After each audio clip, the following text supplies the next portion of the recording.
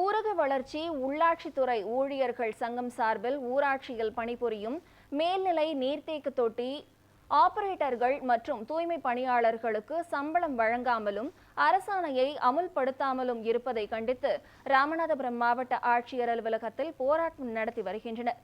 இதுகுறித்து சங்கத்தின் மாவட்ட செயலாளர் ஐயாதுரையுடன் நமது செய்தியாளர் குமார் நடத்திய கலந்துரையாடலை தற்போது பார்க்கலாம். ராமநாதபுரம் மாவட்டத்தில் உள்ள 429 ஊராட்சிகளும் மேல்நிலை நீர்த்தொக்க தொட்டிகளை இயக்கக்கூடிய அந்த கிராமப்புறத்தில் பணியாற்றக்கூடிய ஊழியர்கள் தற்போது ராமநாதபுரம் மாவட்ட ஆட்சியர் அலுவலகத்தில் குடியேறும் போராட்டத்தில் ஈடுபட்டு வருகின்றனர். இது குறித்து அந்த சங்கத்தினுடைய மாவட்ட செயலாளர் ஐயாதுரை அவர் நம்ம எடுத்திருக்கிறார். குறித்து கேட்கலாம். சார் வணக்கம். உங்களுடைய பிரதான கோரிக்கையில எத்தனை வருஷமா போராடிக்கிட்டீங்க? நான் கிட்டத்தட்ட ஒரு 7வது ஊதிய குழு அறிவிச்ச 2017ஆம் ஆண்டிலிருந்து தொடர்ந்து 8 வருஷமா இந்த கோரிக்கை வலியுறுத்தி போராட்டம் நடத்திக்கிட்டு இருக்கிறோம். இவங்களுக்கு அரசு உத்தரவை அமல்படுத்த சொல்லித்தான் போராட்டம், வேற ஒன்றும் கிடையாது.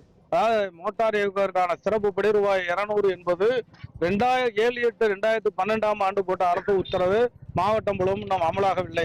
அதை நீங்க அமுல்படுத்த சொல்லி போராட்டம் பண்ணிட்டோம். அதே மாதிரி ஊராட்சிகளில் வெவ்வேறு விதமான சம்பளமா இருக்குது. ஒரே மாதிரி சம்பளமா ரூபாய் 5600 வழங்க வேண்டும் என்பது எங்களுடைய கோரிக்கை.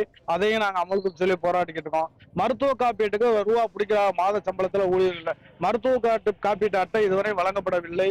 அந்த அட்டைகளை அனைத்து தொழிலாளர்களுக்கும் வழங்க வேண்டும் என்பது கோரிக்கையும் போராட்டம் பண்றோம். தூய்மை காவலர்களுக்கான சம்பளம் பிரதி மாதம் 5ஆம் தேதிக்கு வழங்க வேண்டும் என்பது அரசு உத்தரவு 2018ஆம் ஆண்டு போடப்பட்ட உத்தரவு இதுவரைக்கும் முறையாக அமுல்படுத்தப்படவில்லை. ஏன்னா அவரவர் வங்கி கணக்கில் செலுத்தப்பட வேண்டும் என்பது அரசு உத்தரவை ஊராட்சி நிர்வாகம் இதுவரை அமுல்படுத்த விடாமல் குறிப்பாக 4 பேர் 5 பேரோட சேர்ந்து போடுறதுனால அந்த ஊக்குனர்கள் 200 ரூபாய் லஞ்சம் கேட்கிறாங்க அவங்கள்ட்ட, அந்த ஊழியர்கிட்ட. சாதாரணமா குறைந்த சம்பளத்தில் விளையாடுற தொழிலாளர்களுடைய சம்பளம் மாத சம்பளம் 5000, அதுலயும் 200 ரூபாய் லஞ்சம் கேட்கப்படுகிறது. இதுக்கெல்லாம் நாங்க தடுத்து நிறுத்த கோரி இன்னைக்கு ஒரு போராட்டத்தை நடத்திக்கிட்டு இருக்கிறோம். இந்த போராட்ட கோரிக்கையில் நிறைவேறும் வரை நாங்கள் எங்களுடைய போராட்டம் என்பதை தொடரும் என்பதை தெரிவித்துக் கொள்கிறேன். பலமுறை இந்த அரங்கத்துக்குள்ளேயே, இந்த மாவட்ட ஆட்சியர் வளாகத்துக்குள்ளேயே ஏராளமான முறை நாங்கள் போராட்டங்களை நடத்தி இருக்கிறோம். போராட்டங்கள் நடத்தும் போது இன்னைக்கும் கூப்பிடுவாங்க, நயமா கூப்பிட்டு பேச்சுவார்த்தை நடத்தும் பொழுது நிச்சயமாக கொடுப்போம்னு கேட்பாங்க. உதாரணத்துக்கு கமுதியில 7வது ஊதிய குழுவின் அடிப்படையில கொடுக்கப்பட்ட ஊதியத்தையே மறுபடி குறைச்சு போட்டிருக்கிறாங்க. எங்க சங்கத்தினுடைய மாவட்ட பொருளாளருக்கு அப்படி குறைச்சு போட்ட சம்பவம் நடந்திருக்கு.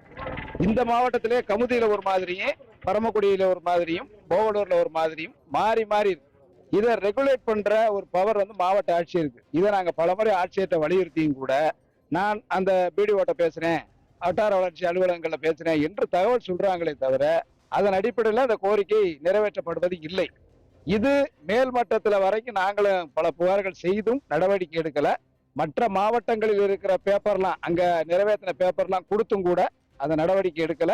சீரான முறையில் இந்த 7வது ஊதிய குழுவினுடைய முடிவுகளை இந்த நிர்வாகம் அமலாக்கவில்லை என்பது இந்த மாவட்ட நிர்வாகத்தின் தோல்வியாகவும் மாவட்ட ஆட்சியர் அதை நிறைவேற்றுவதில் தோல்வியடைந்திருப்பதாகவும் தான் நாங்க பார்க்கிறோம். எனவே அவருடைய கவனத்தை ஈர்ப்பதற்காகத்தான் கலெக்டர் ஆபீஸ்லேயே குடியேறுகிற ஒரு போராட்டம், எங்களுடைய பிரச்சனை தீர்கிறதை நாங்கள் வீடுக்கு செல்வதில்லை என்ற முறையில குடியேறும் போராட்டத்தை இன்றைக்கு அவர்கள் நடத்தி கொண்டிருக்கிறார். அதாவது கிராமப்புறங்களில் ஊராட்சிகள் உள்ளாட்சி அமைப்புகளுடைய காலம் நிறைவடைந்த பின்பு தற்பொழுது இவர்கள்தான் மேல்நிலை நீர் தொட்டிகளை பொதுமக்களுக்காக குடிநீர் இயக்குவதற்காகவும் தூய்மை, அதாவது சுகாதாரமற்ற இருக்கக்கூடிய அந்த பகுதிகளை தூய்மைப்படுத்தி அந்த ஊராட்சிகளை தூய்மையாக வைத்திருக்கக்கூடிய முழு நேர பணியாக இவர்கள் செய்து வருகிறார்கள். இவர்கள் பல்வேறு கட்ட போராட்டங்களை நடத்திய பின்பு தற்பொழுது ராமநாதபுரம் மாவட்ட ஆட்சியர் அலுவலகத்தில் குடியேறும் போராட்டத்தை நடத்தி வருகிறார்கள். இவருடைய நியாயமான கோரிக்கையை பரிசீலனை செய்ய வேண்டும் என்பதே இவருடைய முக்கியமான கோரிக்கையாக உள்ளது. மாவட்ட ஆட்சித்தலைவர் அலுவலகத்திலிருந்து குமார், நியூஸ் 7 தமிழ், ராமநாதபுரம்.